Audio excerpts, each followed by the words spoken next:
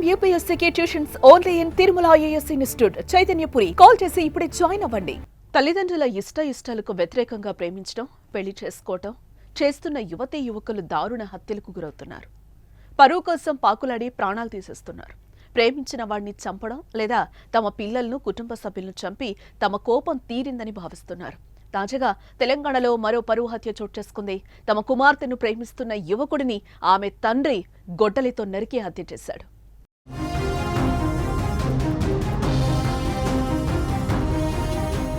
పెద్దపల్లి జిల్లా ఎలిగేడు మండల పరిధిలోని ముప్పిరితోట గ్రామానికి చెందిన పూరెళ్ల సాయి కుమార్ అనే యువకుడు అదే గ్రామానికి చెందిన యువతితో ప్రేమను కొనసాగిస్తున్నాడు. గత 2 ఏళ్లుగా వారు ప్రేమించుకుంటున్నట్టుగా సమాచారం. అయితే ఆమె తండ్రి పలుమార్లు సాయి కుమార్ ని హెచ్చరించాడు. తమ కూతురి జోలికి రావద్దంటూ వార్నింగ్ ఇచ్చాడు. కానీ వారు ప్రేమను కొనసాగించడంతో సాయి కుమార్ బర్త్డే రోజు దారుణంగా గొడ్డలితో నరికి చంపాడు. గురువారం రాత్రి హత్య జరిగింది. మృతుడి కుటుంబ సభ్యుల ఫిర్యాదు మేరకు ముప్పిరితోట గ్రామానికి చేరుకున్న పోలీసులు పరిస్థితిని సమీక్షిస్తున్నారు. అక్కడ ఎలాంటి గొడవలు జరగకుండా ముందస్తుగా భారీ బందోబస్తు అయితే ఏర్పాటు చేశారు.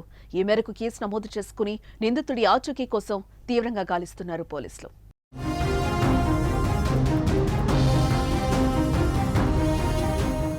రాష్ట్రంలో వరుస పరువు హత్యలు జరగడం తీవ్ర కలకలం రేపుతోంది. ఇటీవల కాలంలో తెలంగాణలో 2 పరువు హత్యలు జరిగాయి.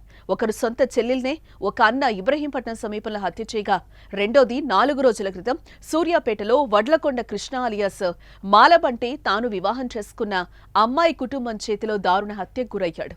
గతంలో జరిగిన అమృత ప్రణయ్ పరువు హత్య కేసులో కోర్టు సంచలన తీర్పు కూడా ఇటీవలే వచ్చింది. కానీ రాష్ట్రంలో పరువు హత్యలకు అడ్డుకట్ట పట్టం లేదు.